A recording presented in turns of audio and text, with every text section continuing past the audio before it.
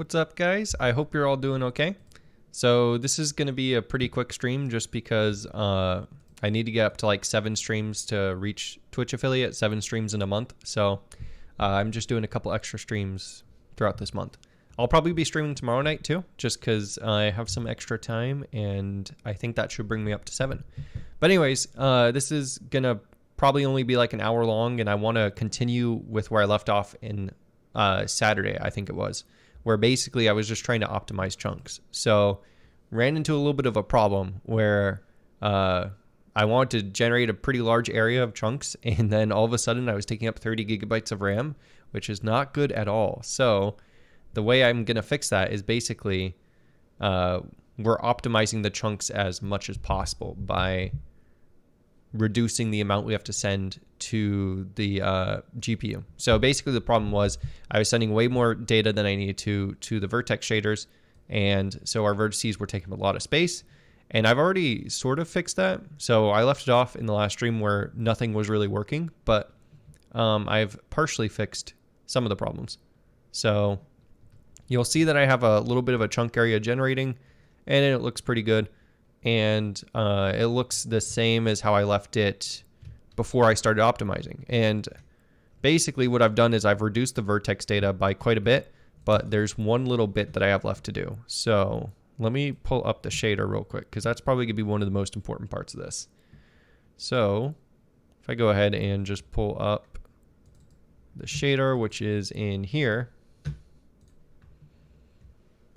this is sort of where the bulk of everything is going to happen. So I've reduced all the data to basically live inside of just this uint. So we have 32 bits available to us, and I have put in the position, the normal direction, and all sorts of other stuff inside of there. And the last bit I have to do is the texture coordinates, which is going to be kind of hard because I have to figure out how to store texture coordinates in a texture.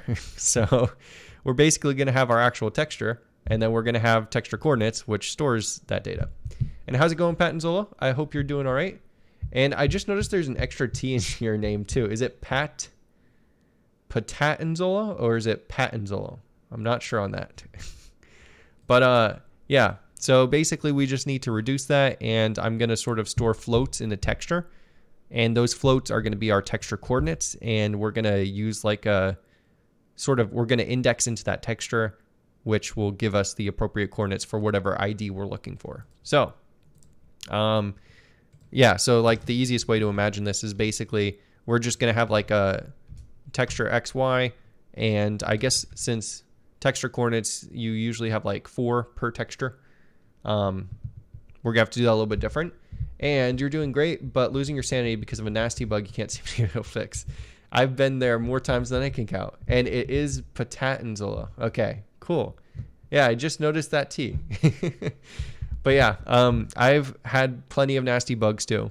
It's really funny actually too, because the other day I was working on a bug with my math library, and basically I had a problem because my vertex attribute wasn't getting sent to the shader right. And I was like, what the heck is going on? I have no idea what's wrong here. And so the problem ended up being like, I think, yeah, if we look inside of the chunk, I have something very similar in here, which I knew instantly what to do, but didn't know at the time. So basically, whenever you want to send an integer to a shader, you have to make sure to change this to iPointer, not just pointer. And so I had it as pointer, and I was trying to send an integer, and I spent like hours trying to figure out what was going on. And somebody just followed too. Thank you for that. Yeah, cool. So yeah, I spent hours trying to solve this stupid bug, and the only problem I had was I was using pointer and not iPointer here. It's aggravating, you know, so yeah. But anyways, so yeah, we're going to reduce some more data and get all of our data smushed into just a 32-bit integer. And in order to do that, I need to send in texture coordinates sort of in an actual texture, which is funny, but yeah. So basically the way we have our textures right now too, I should pull this up because this is going to help us just understand this a little bit. And in the end, these kinds of bugs are always stupid things. It is, I agree. But in this case, it kind of blocks everything else you want to work on. Ah, that sucks too. And how's it going, Nessie Woods? I hope you're doing as well. So let's open up this texture format real quick because I need to refamiliarize myself a little bit. And I do trust the author of this file. I authored this file Visual Studio Code. So it's been asking me that lately, and I'm like, it's my file. I think I know what I'm doing. Okay, but anyways, we're basically going to have like an ID assigned to textures, I think. Let's see, because I did it a certain way inside of the code. So if we go back into chunk.cpp, let's see how I'm trying to store that, because I think it's just like an ID, and we're going to have to figure out some way to generate a ID that persists across different load times and everything, which may prove to be kind of difficult. Hopefully not.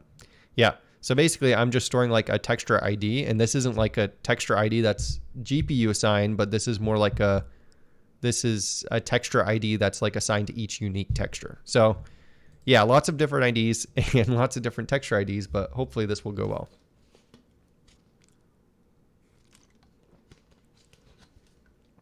Yeah, so basically what I want to end up happening is like this will be texture ID 0, this would be 1, 2, so on and so forth, and then we're going to create a texture, which is really just an array that we're sending to the GPU, and that's going to be floats, and for each index we're going to have 2, 4, 6, 8 floats, and if you want to get texture coordinates for a specific texture ID, you can simply go and grab index into this array and then grab the floats that you need. So that's how it's all going to work. That way we can unpack it on the GPU side, and we don't have to worry about sending in these 8 floats manually. We can just send in an ID, and then that all sort of works out magically. So yeah. And now the hard part, which is actually making all that work the way I said. So like I said, we basically want these textures to have an ID that is assigned to them. And what is the best way to do that? Well, the best way to do that is to change up our chunk format slightly, just so that when we generate these, we get the same ID no matter what, and we don't have to worry about that. So I think I have something called like chunk format or whatever.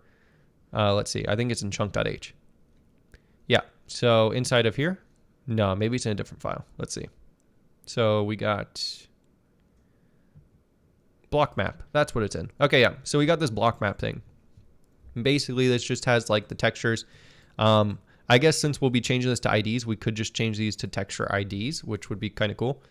So we can save some memory there too. For now, I'll just leave that as a side texture or as a string. But yeah, and then we're going to have this. Oh, cool. And I already added this in here. Cool. So yeah, we have this ID that sort of gets generated automatically. And I think, how many bits did I assign to that? Taking a look at my drawing real quickly. So I had to reduce 1 bit for the texture ID just because I had to make room for the position. So it looks like I have 12 bits. Okay, cool. So we should be able to fit into a uint16. Yeah. And I guess I should kind of explain how I fixed the problem from the last stream. It was a pretty simple solution, but I couldn't think of it at the time because I was just kind of fried. But yeah, so you'll see that we can generate chunks and stuff, and this all looks fine, which is cool. So I was able to compress most of the data and uncompress it on the GPU side. And if you're not very familiar with shader code, it's kind of interesting to see how this kind of stuff works on the shader too, because it is mostly like normal programming, but there's a couple things you have to worry about. And SC Woods, you have a quick question about the chunk loading, because you don't directly follow the coding I do in the stream. That's fine. However, when you load a chunk in the area, when the player leaves the area where the chunk was created, do you serialize that data? So I haven't gotten to that point yet, but that's probably going to be in Saturday's stream. Possibly, I'm going to be streaming tomorrow night too, possibly part of that there too. We do have the serialization set up though. So you can serialize chunks just by calling serialize and deserialize. And I've got some ideas on how we're going to unload and load the chunks, but I'm going to have to see how much we can optimize the space, because if they take up too much memory, we're not going to be able to really do what I was initially thinking. But I think we can get there. So yeah. Anyways, though, I'm going to remove that because we don't need these open here. And we don't need that open. Yeah, so shader programming, kind of interesting. But basically, you can do like hash defined in here too and stuff, which is cool. So like these are constants, I guess you could say, compile time constants. And then functions are a little bit weird. All your functions are void. And if you have a parameter that's going in, you have to declare it as in. If you have a parameter that you want to return, you have to declare it as out and then pass it in here. So like basically I want to get the position extracted from a uint32, and I have to say, pass in the data and then pass in the position I want to store it in. And I basically just store it in here, and that's sort of my return. And I do the same thing for the face, and I'll eventually do the same thing for texture IDs. But the one big difference with the texture IDs is we're also going to have texture coordinates, which are basically going to be stored in a uniform sampler 2D. And this is going to be our UText chord texture. So that'll be interesting. And I might have to use a different kind of sampler. I'm not sure. I think this should be fine, but I always get tripped up when it comes to like custom textures. It's always a pain in OpenGL. But anyways, yeah. So we'll eventually get around to loading and unloading chunks and stuff.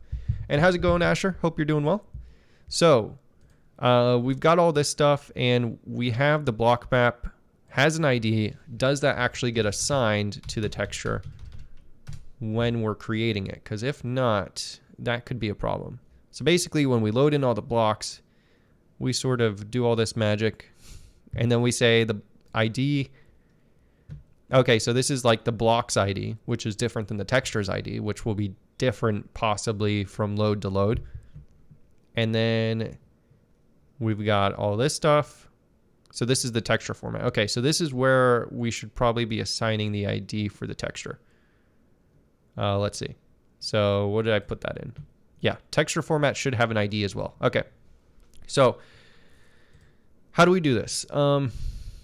Basically, for every unique texture we encounter, we're going to want to increment the ID. So I guess what I could do is very simply, if we just go into core.h real quick, because I'm going to need a data structure to help us out with this. We're going to include set. I don't know if this is a thing in C++. Well, it is a thing in C++, but I don't know what the data structure is called. So let's see, C++ set, and we'll do a hash set. SE Woods, great. Try to follow along when you get to it. One of your issues is that objects should be able to move between different chunk areas even when the player is not at the location. Yeah, so I'm pretty sure what Minecraft does, and this is probably the smartest thing. Well, it might not be the smartest thing, but it's the easiest thing for sure. Is like if an object moves out of a chunk that's loaded into a chunk that's not loaded, then you basically just kind of despawn that object. Like if it's an entity or something, it just kind of despawns.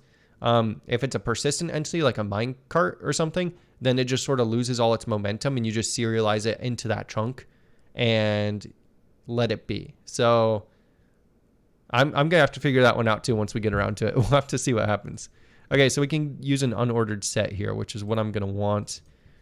And I believe this is going to be unordered. Let's see. Unordered set. Cool. So we're going to use this to help us out real quickly. Basically what we're going to do is right before we start looping through all the block formats, we'll say stud unordered set, which is right there. And this will just be a stud string textures equals, and I guess we don't have to initialize it. This does the initialization. We can just do like that thing, and that will initialize it for us. Okay, so basically what we're going to do is every time we see a texture, we're going to call this thing. And maybe, okay, yeah, this should be fine. And so if it's not in here already, then that basically means this is a new texture. And so we'll just increment our uint16 texture UID. And so we'll increment this and then assign it to whichever texture gets it so that each texture has a unique ID. Maybe we should just use a dictionary for this though, because it looks like for the block for, okay, no, that's fine. Let's see. Because basically what I do is I create the texture format as a new thing, and then I just say texture format map top. What do I do here? I should probably look at what I'm doing here. Okay, so we're looping through the blocks, which are a bunch of YAML stuff. The blocks come from different file, which is this block formats. Okay, so they come from here, and then they each have a side, top, bottom texture. So we get the ID for the block, and then we push it with the side, top, bottom texture. And what's this saying? Don't try to declare a local variable with no names. Okay, I don't care about that. Okay, so anyways, yeah, that's good. And then we get into a different scope here, and we say texture format blocks. We read the vector 2s. Okay, so then this is looking inside of our texture format. So it looks like our texture format is already loaded. And I'm guessing our texture format has all of this stuff already. No. Okay, yeah. So it looks like our texture format is just, okay, so that's just the YAML containing the textures. Okay, so that makes sense. And then we basically just assign this stuff. Since we're generating the textures, I guess we could generate an ID along with everything else. Okay, I'm overcomplicating this, which is often something that engineers do. I'm not an engineer, I'm a programmer, which is often something that programmers do. But yeah, how's it going, Flare YouTube? I hope you're doing good. I am doing good too. So yeah, I'm overcomplicating things, but I'm going to fix that. So there's no reason we have to do what I was thinking. Basically what I can do instead is when we generate our textures, which is inside of some function right here. Yeah, so we have this texture packer, which packs textures. Let's go into here.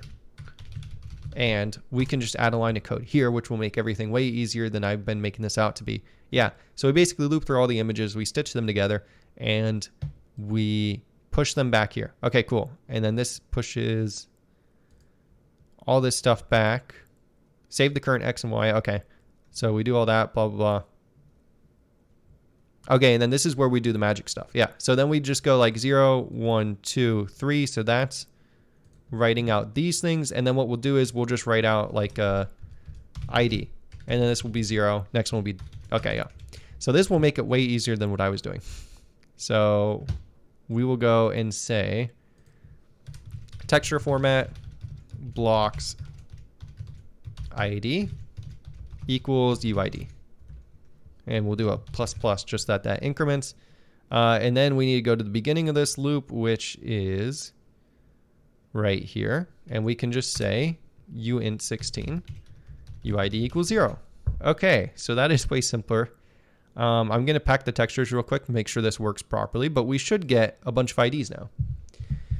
And wait, the texture packer packs textures. It does. So it doesn't do it very well. We need to optimize that too at some point. But for now, we're just worrying about the really bad thing, which is the horrible performance with chunks. And good to hear, Flare. Okay, cool. So this should get everything done. And do I enjoy live streaming? Yeah, it's fun. It's hard to make myself do it, but not because I don't want to live stream. It's because I don't want to code, which doesn't sound good. But after coding for like 8 hours a day, like today I was porting some C++ code, and I think I ported like 1,000 lines of C++ code to C#. And, you know, after you finish that, you're just like half out of your mind and just kind of want to sleep for the rest of the day. So that's the hard part. But streaming is pretty fun. So. And I usually enjoy programming too once I start writing it. Like now that I'm here sitting in my chair and actually doing stuff, it gets easier. And nice job, Flare YouTube. That's always fun. So we've got that. Let's make sure that this works properly. So I'm just going to write the textures real quick. So I will comment that out or uncomment that, I guess. We'll run this. It should pack the textures and it should change that file up. And they should all have a unique ID, hopefully. And then we can continue on. And it's taken a long time to compile because I changed core.h, which triggers a recompile with basically everything. So, okay, let's see. So it's packing the textures. Did that. That looks good. Now if we jump back into here, we get, well, I got to reopen that file. Cool. So now we got an ID. Oh, crap. Almost. So the ID is up here. It's not with each of the blocks. So I must have put that outside the loop or something. And by the way, did I change the streaming schedule? I thought streams were only on Saturdays. No, so I didn't stream, or change the streaming schedule, but basically you need to get 7 streams in 1 month on Twitch to become a Twitch affiliate. So I'm just trying to get to that point. So right now I have like 4 streams per month since I only did Saturdays. So I'm just sort of doing a bunch of extra. I'll also be streaming tomorrow night, but then I think once I stream tomorrow night, I'll hit 7, and then I'll probably just start doing it like twice a week, like once on Saturday and once on Wednesday or Thursday. So yeah. But anyways, let's go to the texture packer and see what I did wrong here. So, oh yeah, I think I just put this in the wrong loop. Yeah, okay, so I just put that literally in the wrong loop. That should be right there. And then let's move UID. It's fine here, but it's stupid to put it there because we use it right down here. So then we'll just say that. And technically, this is where you could use the static keyword in C++. Actually, probably wouldn't be a good idea. I mean, you could use the static keyword and do some magic with it and everything. I think you might be able to do something like int16 UID equals 0 here. And then that would increment it and do everything we want, but I don't like that because it's just not intuitive. So I'm going to leave it like this. But I think that would be a cool trick that would work. Maybe I'll test it out another time. But anyways, let's run this again, and hopefully I still have, okay, yep, I still have the breakpoint. We just finished that, and if I go back into here, okay, so now we get ID is 695 there. Okay, so that's still not right, but it is right. That's how many textures we've got, but I just put this in the wrong place still. This should be blocks. And then I'm missing one last thing, which is, let's see. Yeah, blocks location.name. So I need to add this in. And now we should be good. Yes. Okay. Yep. I believe that should be fine. Okay. Now if we run this one more time, we should be good.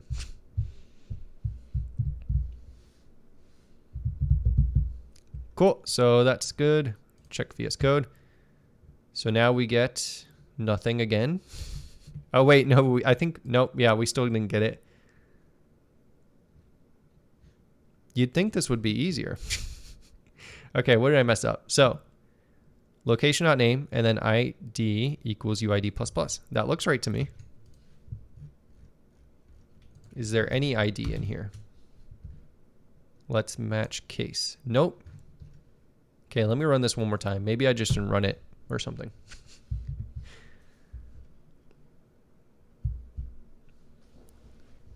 Okay, so it should have packed the texture, hopefully. But we're still not getting IDs. Oh, is it? Well, no, yeah, I think it's completely valid to do something like that, right? And YAML, you can have 2 keys. Yeah, that should be fine. So what am I doing wrong? How's it going, Hilbert Curve? Good to see you. Okay, so we've got blocks, then we got the location's name. And then this is ID. Oh, it's because I'm reassigning it right here, like an idiot. So I'm just assigning that, and then I'm just completely overwriting it with that. Yeah, that's not very smart of me to do. So basically, what is this UVs? Okay, so I declared up here. This says UVs, and then this basically just writes a vec2 to this thing. So I guess the smarter thing to do would be to do that.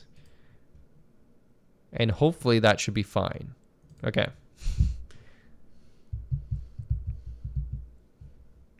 So if we go ahead and do this one more time, we should be good.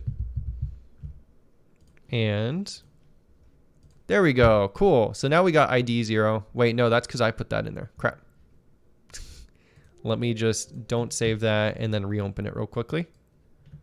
Okay, yeah, so it did work though. Good. So we got ID 0, then ID 1, then we got ID 2, 3, so on and so forth. I'm going to put in one more check in here because there could be a problem. We never want to go over 2 to the 12th power of IDs. If we do, we need to come up with something that gives us more space because otherwise we'll run out. So we'll say logger assert that UID is less than or equal to 2 to the power of 12. So I think we can do that, and that's the same thing.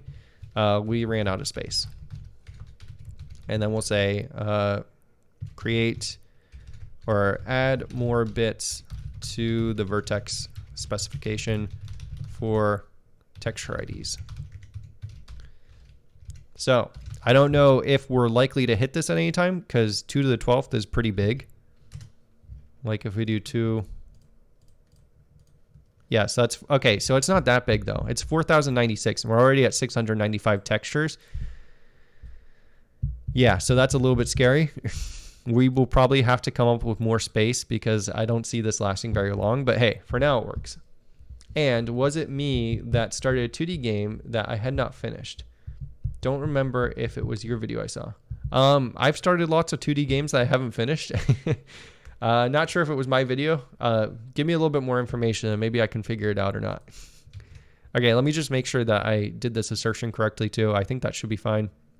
So if we run this one more time, we should still be good. And we're good. Cool. So now that we got that sorted out, we can go back into our block map. And inside of our block map, we want to use this ID and basically just push it when we create this texture format.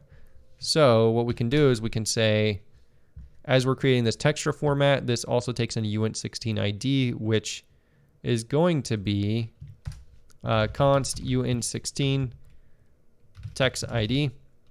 I guess this should be the text coordinate ID because that's what it's going to be.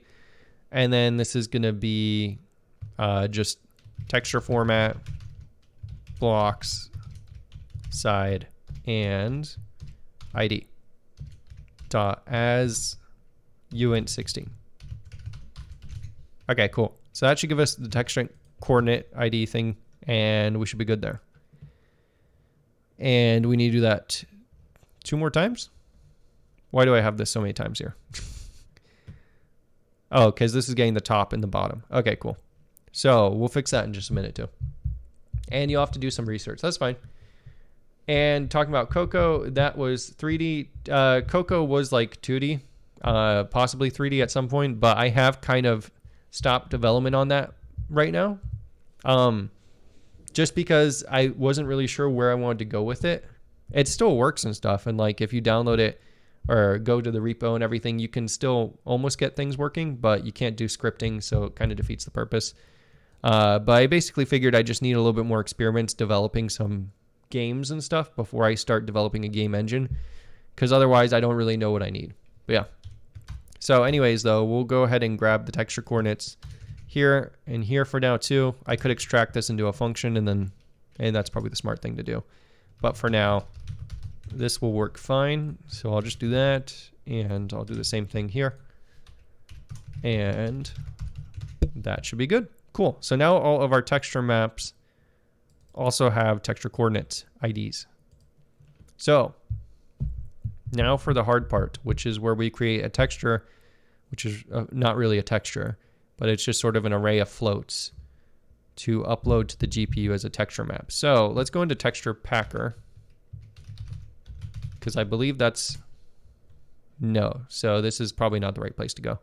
I guess this would be in block map. Yeah, because we basically keep the texture format and the blocks, and then we have this load blocks method. Okay, so then we'll also have like a void upload texture coordinate map to GPU. And I'm just going to leave it like that because that is exactly what this function is going to do. So we'll go ahead and write this right here. So the first thing we're going to need to do is figure out how many textures we have, which are all stored inside of this thing. So the stood unordered map, which is the texture format map. Okay. And do we actually fill that out? Because I don't think we do. So basically we fill out the block formats and then, okay, yeah, so we do fill it out. We say texture format map that, and then we just sort of, okay, cool. So then what we can do is we can say uint 16 number of textures equals, and then this will be our texture format map dot size, and we're just going to cast this to a uint 16. It should never be higher than this because we should only ever get 2 to the 12th at most. And want to become famous? Buy followers, primes, or viewers on bigfollowers.com. Don't do that, guys. I think that's a bot or just spammer. So don't do that. And you said, wait, I think I'm mixing things up. Didn't you have a series about 3D game engine as well? I remember seeing one of your videos when you went. Yeah, so I did. So Coco did start off as like a 3D game engine, but I was like, whoa, I hardly know how to do 3D stuff, let alone 2D stuff, let alone game engine stuff. So I stepped it back a notch and was like, okay, I'm just going to focus on 2D stuff for now. And I didn't really like the way that most of my APIs and stuff were going. So I figured it'd be better to just sort of start developing games like this just from the ground up until I figure out what I like. And that's working pretty good. I'm finding out more and more how I like to set my stuff up. And I think that'll be helpful once I actually go to abstract it into something to make development easier. So, but yeah, anyways, we've got the number of textures, which is just the size of our texture format map. And we basically want to create a float star, which is going to be our texture. And we'll be able to index into this texture because for each texture, we're going to have 8 floats. Yeah. So basically this is going to be our text chords map, which is going to be size of float times 8. So we have 8 floats per texture times number of textures. And that should give us everything we need. And we'll just call this a float star. So yeah, we should be good there. And SC Woods, when you work on the game engine and physics engine stuff, you might not directly work on any game, but you get so many good game ideas from it. Yeah, that is true. You definitely do get good ideas, and it's definitely not worthless. Like, I've learned a ton from doing that. But it's also hard to come up with like a whole architecture to fit it all together too, which is the part that I struggle with the most. So that's sort of what I'm trying to focus on for now, but definitely not going to say don't do what I did, because you learn so much from just trying stuff. So yeah. Okay, so we allocate some memory for this texture coordinates map, and then what we're going to do is we're going to say for auto iter in texture formats map. I guess this would be like a pair or something. And what's this saying? Texture formats map is undefined. It shouldn't be. There we go. I got to spell it right. So I guess let's see what this is making. I like to get rid of autos, but when they look something like this, yeah, I usually just, I think it's okay to just leave it as is, because that's a pain to write out. So I'll just call that auto ref, and we'll make it const. And do what I say, but don't what I do, Andrew. Okay. So we've got this pair, which is just, yeah, we can get the first and second. This is going to be our texture map. And this is basically just, if we take a look at this, string to a texture format. So what we want to do is get a hold of that texture format. So we'll say const texture format ref text format equals pair dot second. And we just want to put its texture coordinates into this map, which should be fine. So we'll say, and we want to put it into the correct place too. So uint16 starting location is going to be this text format dot id times 8. So that's where we're going to start, and then we're just going to place all of its UVs starting from there plus 8. So we'll just say text chords map starting location plus 0 equals, and this is going to be text format dot UVs 0 dot x. Okay, and then we'll just copy that, and then 1 is going to be UVs dot y for 0, and then we'll just put all of them in, which should be 8. So this is going to be 2, 3, 4, 5, 6, 7. This is going to be text or UVs 1, 2, and 3. Cool. And so that should give us everything. One nice thing, because I just kind of thought of this, we should do some cool magic with this, which will make it easier to sort of index into this stuff. So one thing you can do when it comes to C++, which I really like, is something called unions. And so we can make an unnamed union here, or we could make it, call it something like as. And so basically what we do is we say, okay, I want 4 UVs, and then basically what we're going to do now is we're going to say it's going to take up the same space as something else. And let me look up how you use a union, because I always forget. C++ union. But it's really cool because it's some space-saving things, but it's also nice.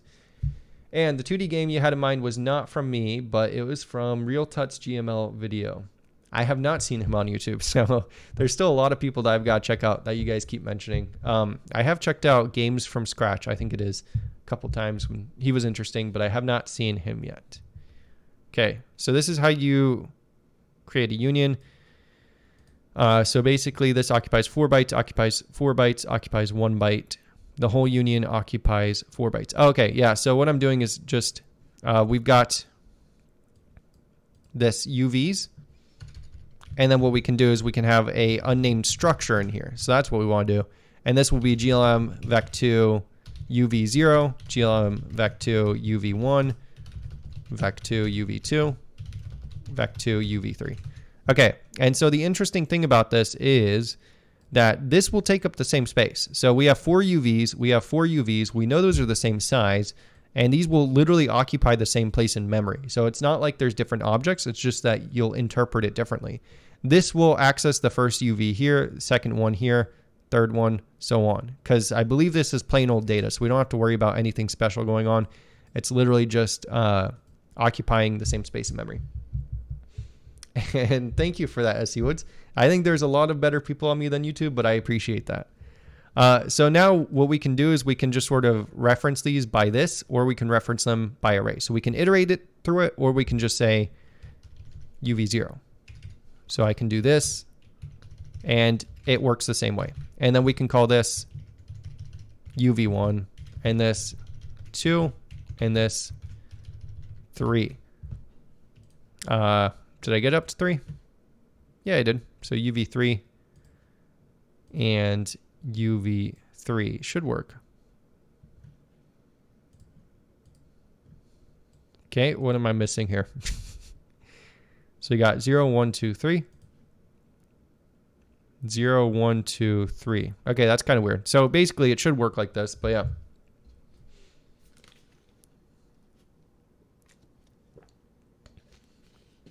And it's because you code in Java. Java is a good language. I'm finding I prefer C++ a little bit more though, just because the stuff you can do with it is pretty cool. So things like this, you know, but it doesn't want to make it work for some reason.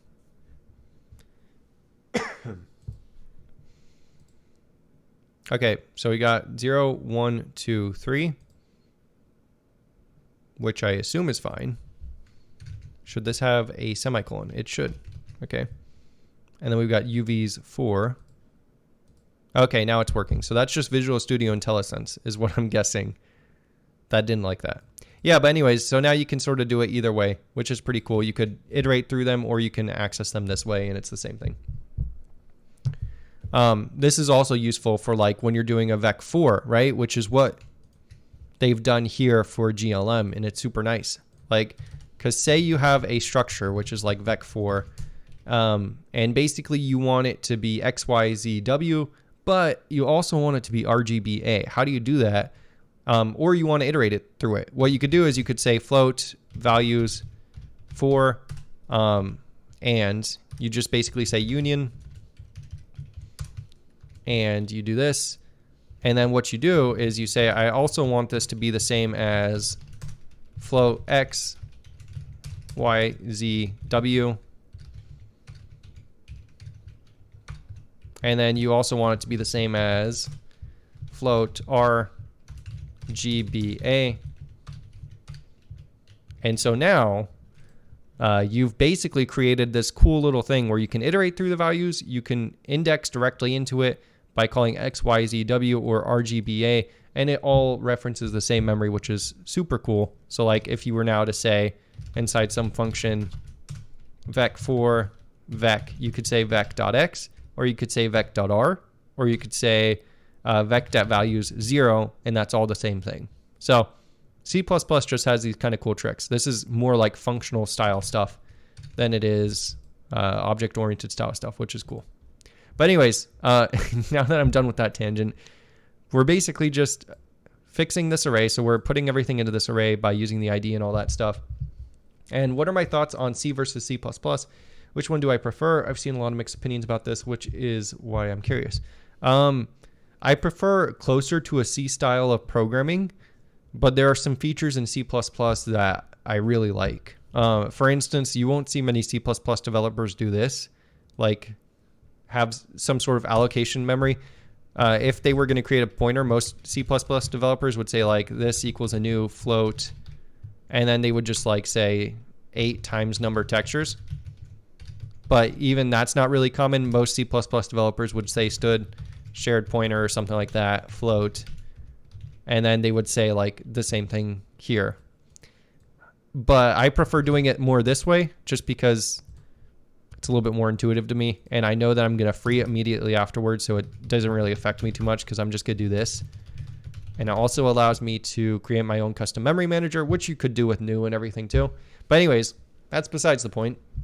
I like C-style programming a little bit more, but C++ does have some very useful features like templates, which you don't get in C. So like if you want to create a data structure in C, you have to use macros. The things like where you say hash define, create array, and then you would do like size, and then this is like the element. And this is not type safe, and it's error prone. And when you get errors with this type of stuff, it's super hard to debug it and figure out what's going wrong. I don't like that. Whereas in C++, you could say template T. So this is basically like a generic class in Java, and then you could say list. And then all of a sudden you can have like a generic list where you basically say T list, there's your constructor, and so on and so forth. You go and do your stuff with that. And then this basically just generates the code, almost like a macro, except you get the type safety with it. So C++ provides templates. Namespaces are also a thing I like, which is where you can group your code into a namespace, which is not available in C. And so I do appreciate those. The one thing C++ doesn't have that C does have, and it really annoys me because there's no reason C++ shouldn't have this, is I don't even know what it's called, but structure initialization using member operators. So basically, if you have this structure texture format and we take a look at it, you can see that it's got a glmvec2 of UVs. And if I want to initialize this in C++, what I have to do is I could say texture format, text format, and then I could do text format dot UVs and then assign it here. Or I could do this, and then I could do like 0, 0, 0, 1, so on and so forth, and then get 4 of them in there, and this would work almost the same. But you have no idea what you're assigning this to. Well, in C, you could say texture format, and then you could say .uvs equals, and then you could do this. And now it's immediately clear, oh, this is an array of vector 2s. So yeah, C++ does not support this, as you can see. C does, and it's super nice. But yeah. And yes, good pun. And C# does also have namespaces, but C# also has properties.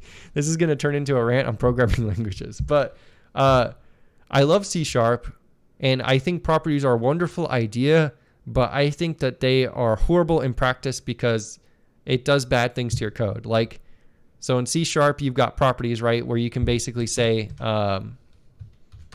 if you have some sort of class or whatever. Let's actually open up VS Code because this will be a little bit better. So if you have some class, and let's say we're in C#, you can say namespace, my namespace, and then you can say class, or I guess public class program, or let's just say some class, right? And then you go ahead and you do all this stuff, and then you can declare properties, which is like my property, and this will be a float. And then you could say get, and you do something in here, and then set. And typically when I program in C+ or C#, I do the new line brace style.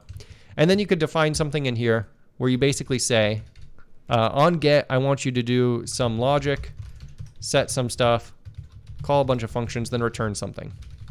And that something is going to be a float, right? And then on set, whoops, I keep trying to save.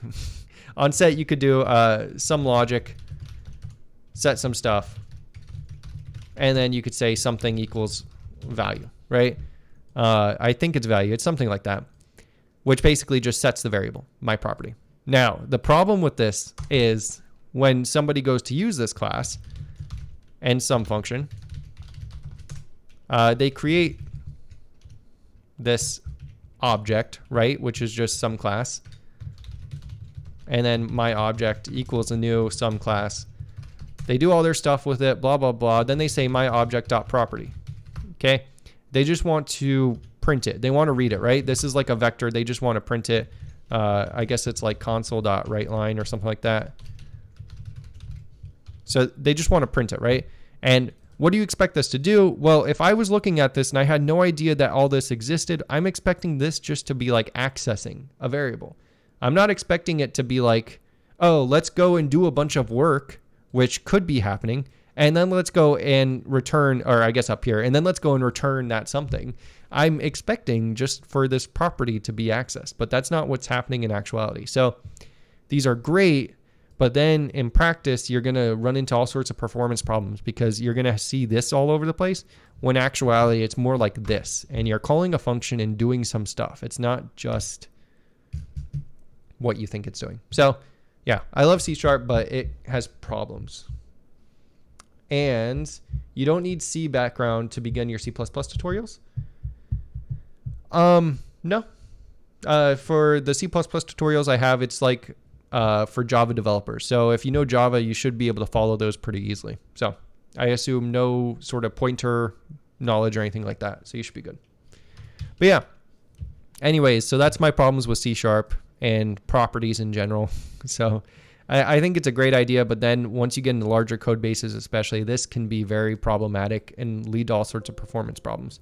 And that's also why people don't like C++ over C, because you can do the same thing in C++ except with operators and stuff. So you do A plus B, but in actuality, you're doing some crazy logic in that plus sign, which isn't immediately visible to whoever's using it. So yeah.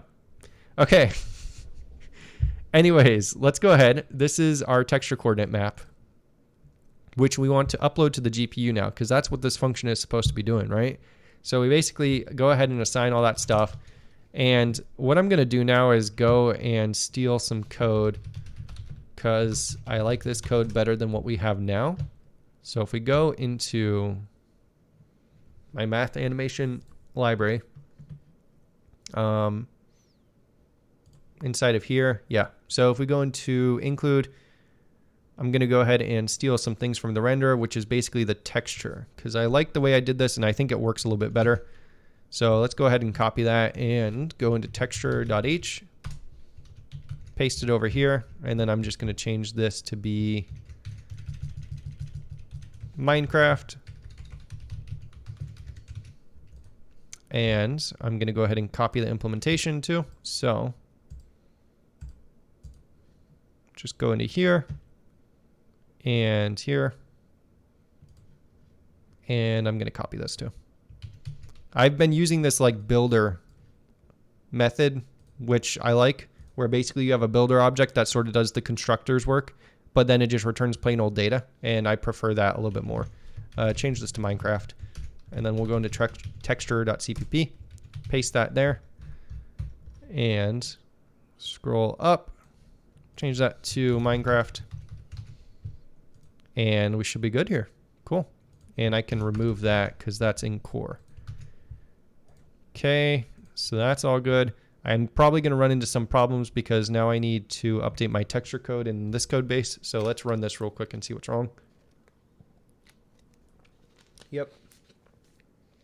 So let's go fix these errors very quickly. Yep, so this is going to say, okay, yeah, so I changed this. This was just confusing me like no other. So I removed all this stuff. Basically what I can say is world texture equals texture builder dot set format to byte format RGBA 8 UI, which I believe is what I want. Is that? Yes. So unsigned integer. Yeah, that sounds right to me. Actually, I think what I want is float, but we'll leave it as this and we'll see what happens. I might have to change this. And then I'll say dot set mag filter to filter mode nearest dot set min filter filter mode nearest dot set path. Yeah, file path to c/dev. Actually, I might not need to do that. And then we'll say dot generate. Okay, and then we can say generate from file path, and that should do it. So then we'll say set file path to c dev c++ Minecraft clone test.png. I should probably leave this as just this so that you guys can use this too if you want. Okay, anyways, and that will do the same thing. as what all that stuff did. Cool. Let's see if it works. And how's it going, BlazeX? Hope you're doing all right. So if we run this, we should still have a workable game. Well, it's not really a game, but a workable thing. Okay, yeah. And it looks like textures are still all fine. So that's good to hear. Yeah, so it looks like textures are all working out still. Cool. So let's go into this now, which is in block map. And we need to generate a texture over here. So we'll say texture. Texture. I guess this is the text chords texture equals. And why is this not liking texture? We need to include it up here. So we'll say hash include render / texture. And this is where it's going to get very difficult. So this is going to be a texture builder dot set format to byte format. And we want this to be a float. I don't really care about the RGBA or any of that stuff. We could just use like red integer float. Let's see if OpenGL supports that. So we'll go here, OpenGL text image 2D. This is where it gets kind of complicated because figuring all this stuff out always confuses me because they do not make this easy to understand at all. And any flat earthers in the chat, that'd be interesting to see. So basically what we're going to do is we need to figure out a internal format and a format that mixes, and they make this so complicated. So it says you need to specify, so this specifies the number of color components, and it must be one of the base internal formats given in table 1, one of the sized internal formats given in table 2, or one of the compressed internal formats given in table 3. So it's like it has to be one of those, and if we go down here, this is table 1, and I'm going to do a sized because we want to specify the size. So basically what we're going to look for is R32F. That's the one we want. So we want GL R32F. So let's go into here and we're going to say this is going to be R32F and we need to add that. So if we go into texture.h and then we will add in R32F, and I guess we could add that right with all the other R's. Okay, so we've got that. So that's good. This is GL red, so we need to make sure that stays GL red, and then it's going to be a float 32. So then we have that part, but we also need to figure out what type it is and the format. So the format specifies the format of the pixel data. So this is going to be GL red since we're just using red. And then type specifies the type of pixel data, and we're using a float, so we need to pass it GL float. Why OpenGL doesn't do this all for you automatically, I don't know, because it shouldn't be this difficult. But yeah, so we need to say GL red, and then we also need to say GL float. So when we go into here, texture.cpp, if we go down to here, we need to define a couple functions to make this all work right. So when we say 2GL for byte format, okay. So when we say case byte format R32F, we'll return a GL R32F. And I created all this just to sort of simplify the texture creation process for myself. I just don't have all possible combinations in here. So, okay, when we have R32F for this external format, we will return GL red. And this is not going to be red integer because it's a float. So we have to make sure to do that. And then when we say 2GL data type and we say case byte format R32F, we'll return GL float.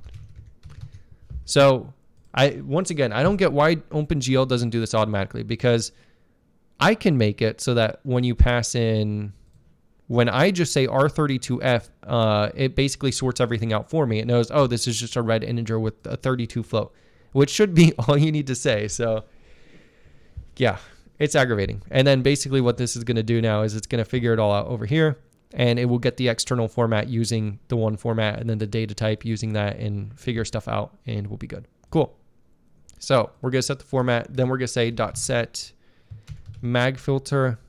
Ooh, this is gonna be kind of tricky. Let's look this up because we don't want anything to change. How to upload a texture to OpenGL and not change, not interpolate values in the shader. It's basically what we want to happen. Okay. Is this going to tell us? Okay, no, that's just a flat keyword. We don't care about that. Okay, yeah, I think this is where it's going to be. So with the sampler.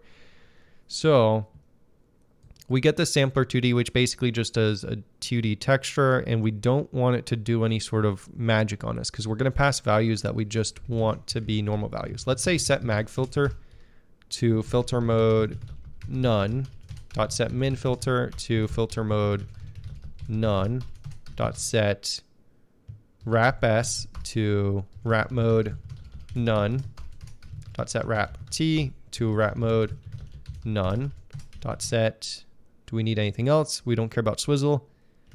Width and height, we do kind of care about that. Let's see. So width and height, we need to figure out how to come up with an okay width and height for this. I would like to do just like the width is this and then height is 1, but it's probably not going to like that. Since we've got 8 here, we could, let's see. 8 is, okay. This is always annoying. And do I use Blender? Yeah, I use Blender from time to time. So I wanted to use that to generate the blocks and stuff for this, like different models. We'll see how that actually goes, but Blender is awesome. I love their hotkeys because once you learn how to use them, it's really fun to use. But yeah. Okay, so with this, basically what I'm going to do, what the easiest thing to do would be, I guess, is just take the square root of the number of textures. So we'll just say uint width equals number or square root of number of textures. And then we'll just do +1. So we'll just cast that to a uint 16 +1 there. And let's do this down here too, since this is where it matters. And then we'll say uint 16 height equals width. And that should give us a pretty even width and height. So we'll say set width to width dot set height to height and dot generate. And this should just generate space on the GPU with all of these settings for us and then return us a texture that actually holds that data. Okay. For now, I'm going to say logger info width and, well, we'll say width %d width, and we'll do the height as well. And this will be the height. And then we'll say logger info width and height of texture coordinates texture. And then this is going to be one last piece of information just to make sure this is all right. Number of text chords %d, and this is going to be number textures. I guess this should be number of textures. And this should be around like 64 times this, the square root of 64 times that. Okay. And SEWood says, it is great. Had to create a cheat sheet where you wrote down the hotkeys. Yes, because it goes so long between every time you use Blender. Yeah, I should probably do that too. I know Blender Guru sends you one. He's also great too. I love watching Blender Guru. But I think I lost mine a while ago. So definitely need one because I haven't used it in a while too.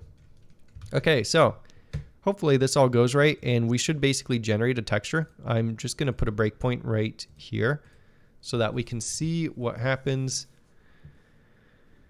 when we do this. So we go here, it's generating texture right now, and we get, let's see. Oh, it looks like I uncommented the texture generation. Yeah, I think I did because otherwise we would have seen, or no, it's because we're not uploading it to the GPU. Okay, so that's easy. What we can do is inside of world.cpp. Yeah. Oh, and thank you, the Dom Ow, I'm going to say, for following. pretty cool. How's it going? Oh, it's Lopacito. Hey, how's it going, man? So Lopacito has been subscribed to my channel since I've had like 20 subscribers. He's literally been there since the beginning. Yeah. But anyways, so let's go ahead and just check this out one more time. Okay, so we've got this upload texture coordinates map to GPU, so that should be good. So if we go into world.cpu, we should be able to use all this. So if we go into here, inside of world, yeah, so we load the world texture here. No, this is not where I want to be. It should be, okay, yeah, it's right here. So we basically pack the textures here. We no longer need to do that, but we do need to make sure that we always upload this to the GPU, which is inside of block map actually. So we'll say block map, upload texture coordinate map to GPU. And we actually want to do that after we load the blocks. So this should load the blocks, then we should upload it to the GPU. And if we go back into here, we should hit this breakpoint, and let's just make sure that the values look right. And then we'll start doing some shader magic and hopefully not break everything. Okay, so we get width is 3 and height is 3 and number of textures is 7. Well, 3 squared is 9. That doesn't sound right. We're close. So 3 squared is 9, and we should have more than that because this is going to be 7 times 4 is 28. We need at least 28 slots. So what did I do wrong here? This is going to be the number of textures times 8. Yeah, so we need 8 times the number of textures. So let's do this one more time. This should give us something more appropriate. And I need to do that. There we go. Okay, so now we get width is 8, height is 8. So 8 squared is 64. 7 times 8 is 56. I don't know what I said before, but whatever I said before was wrong. 64 is definitely bigger than 56, so we have enough space in our textures or in our texture to hold all these texture coordinates. Cool. So that should be good. Now the hard part is actually making this work right. And let's actually go ahead and let's save this up here. We basically got all this stuff. Let's also just say static text chords texture, and we'll save it right there. Actually, yeah, we are going to need this because we need to upload that to our shader. So we're going to need this texture ID and stuff. Okay, so we will keep that. And then inside of our render, we're going to need to grab a hold of it. So let's go to blockmap.h, and this will just say uint32, I think is what it is. If we look at texture.h, graphics ID is a 32-bit integer, so that's cool. So we'll say get texture coordinates graphics ID, and this will basically just return that graphics ID for us. So this will just return text chords texture dot graphics ID. Cool. So then if we go into our renderer, or I guess our world, because this is sort of where we set up our render state and everything. Yeah, right here. We basically, right here, we upload all of those vectors, and we upload all of our shader stuff here. So we're going to say end shader upload int. Okay, I got to look this up because I always get texture stuff wrong. How are we doing it? Wait, with the world texture. Okay, so we say upload int u texture, and then we say use the program. Yeah, I don't think this is all we need to do for using textures and shaders. I always get this stuff messed up because this is always annoying. Yeah. And Essie Wood says you subbed when I had around 100 to 200 subs. Wow, I did not know that. Where I was following along with the thin matrix tutorial, but where I was doing it in 2D. Oh, where you were following thin matrix. Okay. And then you were lucky to stumble over your channel. Cool. And then it started to get momentum. Yeah, I started getting momentum probably, I can't even remember. It was when I got around 100 subs, it started to pick up a little bit. But yeah, that's cool. And what am I doing right now? Can't really understand. Don't worry, that's fine. Basically what I'm doing is right now, if we look at the shader, I've got the texture coordinates being passed in here, which is 2 bytes, but I can remove this because I technically have the data encoded in here. And if I remove this, we'll significantly improve our usage of space. Right now, when I load up a bunch of chunks, I take up about 30 gigabytes of RAM, which is not good at all. I've reduced it a lot by pushing all the data in here, and I can remove this, but first I have to come up with a way to upload the data that's sort of stored in here into this texture. And then instead of duplicating this data a million times, I can have it once in here, and then I can just sort of pass that data through once we have this texture. So that's sort of what I'm doing, and I just thought of something that might make this a little bit more difficult. But hopefully it won't be too much of a problem. We'll see. Okay, anyways. Yeah, so we upload this texture, which contains that data, which we're not doing because I have to look that up real quickly because I always forget that. So let's look up learn OpenGL textures because I always forget how this should work. Actually, I'll just look at my code because I have it somewhere in here. Let's go into here and see my engine. Even though I don't use it, I do use it all the time now because I steal code from this thing all the time. So let's go into render and render batch just so I can see how I'm using multiple textures. So basically every time you use a texture, you have to do a couple things, which should be somewhere down here. Right here. Okay, cool. So we activate the texture first, or the texture slot that it's in, and then we bind the texture, and that should be it. So we activate the texture slot, then we bind the texture. Okay, I'm going to assume that's all we have to do. So like what I'm doing here is I'm just sort of uploading the texture, but that's not all we need to do. The only reason this is working is because there's only one texture currently being used. So yeah, but where is it? Or actually, what am I doing here? No, I'm uploading the texture's graphics ID. Don't think that's the way it's supposed to work. Or actually, yeah, that's fine. I think that's basically what texture util.bind is doing.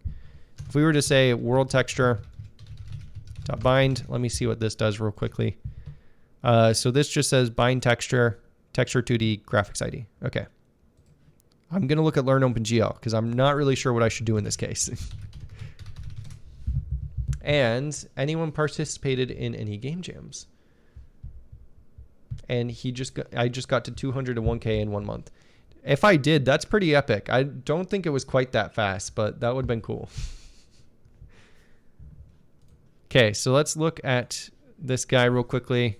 Well, this should be fine. I'm okay with this. Okay, it's because they don't have SSL. They're trying to warn me and keep me safe, but it's fine. Okay, so what does he do? He says that basically when we load and create textures, so this is generating the texture, applying the texture. Okay, this is where we're concerned. So he's going to create a sampler, which is right here. And then he binds the texture. Okay, so that's the texture bind. Then he binds the vertex array. Okay, he's just binding the texture, but there's no call to that uniform. So how does it know which uniform to use? This is why it always confuses me. Okay, wait, okay. So now he's saying activate. So sampler 2D variable is a uniform, and we didn't assign it with GL uniform. Yes, that's what I'm wondering. So using GL uniform 1i, we can actually assign a location value to a texture sampler, so we can set multiple textures at once in a fragment shader. This location of a texture is known as the texture unit. So the main purpose is so that we can use more than one texture unit. So we activate the texture unit, then we bind the texture. So after activating a texture unit, a subsequent bind texture call will bind the texture to the currently active texture unit. Okay, so that's all we got to do. So we basically say, this is not right, but the reason it worked is because of this is probably 0. So that's the reason that this worked. What we should be doing is we should be saying texture. So we need to activate the texture slot. So GL active texture, GL texture 0. So we activate texture slot 0, and then we're binding the world texture to that texture slot is what should be happening. Yes.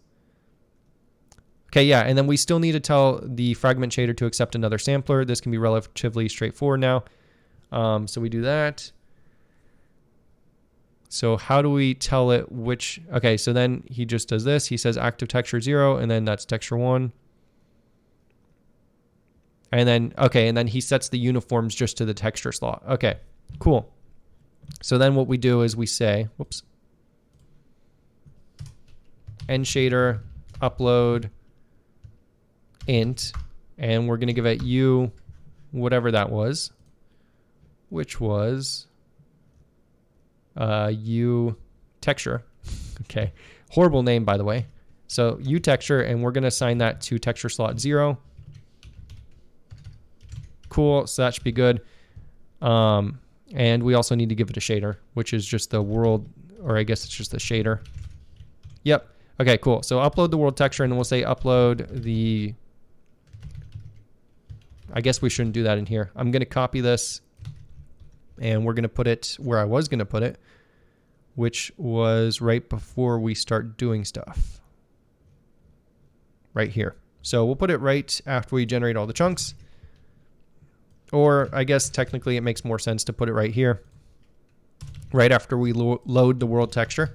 So we're going to say activate texture slot 1. We're going to bind block map get texture coordinate graphics ID. Let's just get the texture coordinates texture, and we'll say dot bind. So let's go ahead and modify this to return a const texture ref. And we need to forward declare that. So we'll say struct texture. And then we'll go into blockmap.cpp. I think that's just a phantom error. Okay, so if we go back into here, this will just return texture, and this will return a const texture ref. Okay. Okay. And okay, so then we bind this. And we need to rename that too. So rename that, rename that. Okay, so we bind this, and then we're going to say u texture. This is now u, what did I call this? Text chord texture. And this will be 1. Okay, cool. What's this saying? Expression must have class type, but it is Minecraft texture ref. Why is it such a weird thing? That should just be const texture ref. Yes, that should be fine. Don't know why you didn't like it so much. Okay, that, and then that should be fine. Yeah. Let's compile and see what happens. Okay, so let's see what you guys were saying. Struggles of a man who has no idea what he is doing. Don't worry, I'm struggling right there right now too. You guys are watching that as well.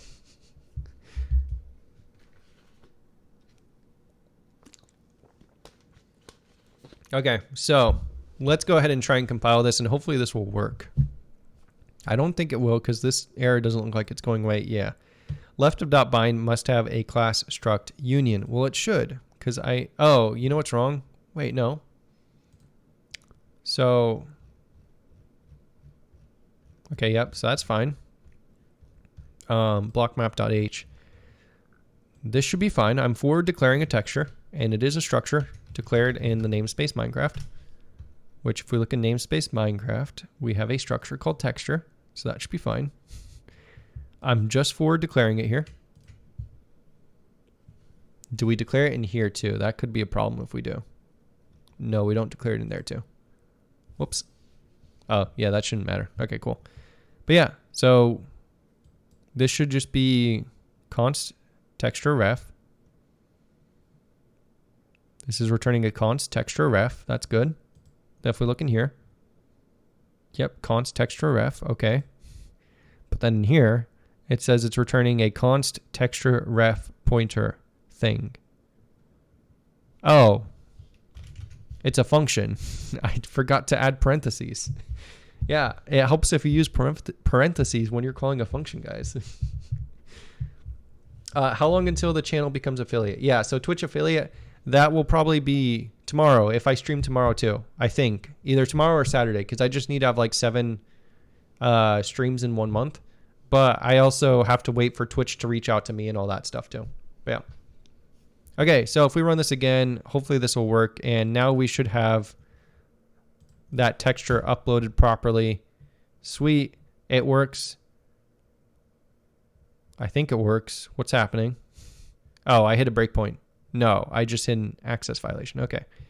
So this doesn't like this thing. We have a problem. I think I know what the problem is too, possibly. We'll ignore this for now, and hopefully it'll go away. But yeah, anyways, I think all the texture stuff should be working fine, right? So we activate texture slot 1, and then we upload this to texture slot 1. Sweet. So that's good. Now we need to get stuff out of that texture, and this is when it gets really hard because, yeah, this is always annoying.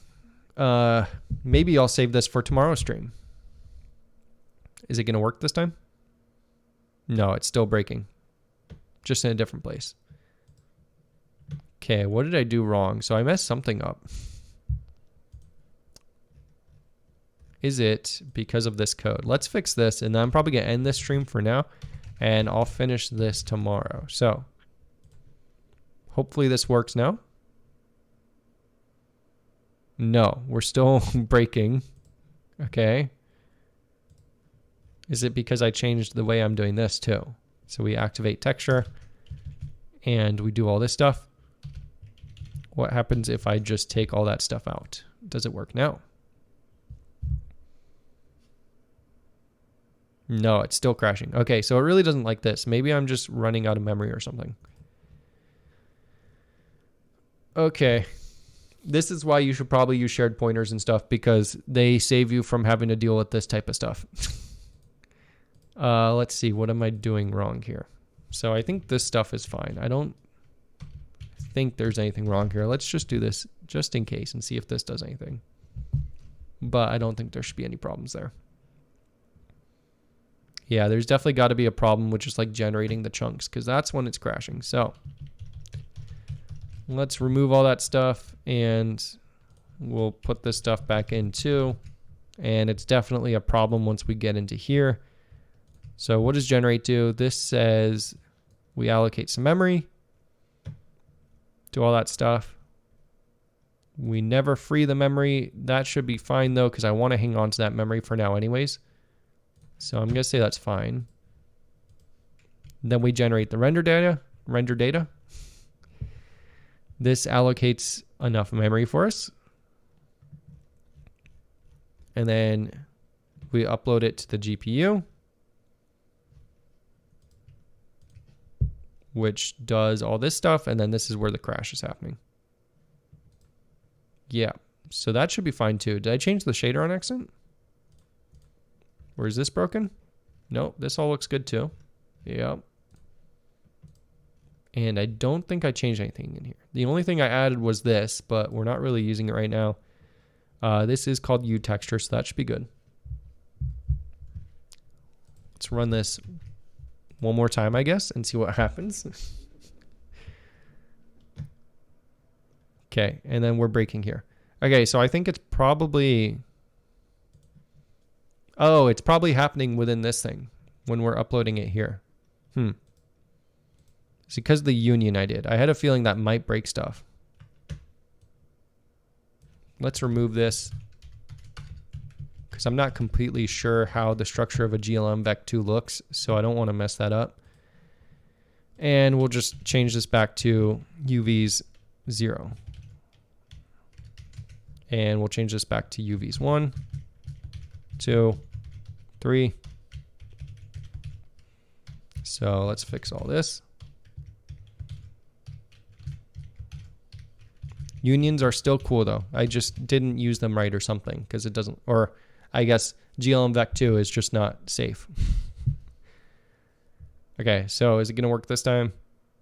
Yeah, now it works. Okay, cool. So just don't use union with that. And our generation is still very weird. I have to look into how people do noise generation and make it look good. I mean, it looks cool. It's just, I've got to make it look better. We should have some grass at top, but there's no grass. So it's definitely not right. But yeah, cool. This was a good stream. It may not feel like, and this is broken too, so we'll just ignore that for now. It may not feel like I got much done this stream, but I promise you we're way closer to getting all of the chunks way more optimized. I will probably be streaming again tomorrow night. If not, I'll be streaming on Saturday at the regular time. But yeah, thank you all for coming. It was fun hanging out with you guys, and I'll probably be streaming again tomorrow, and I'll see you all then. So, see you guys.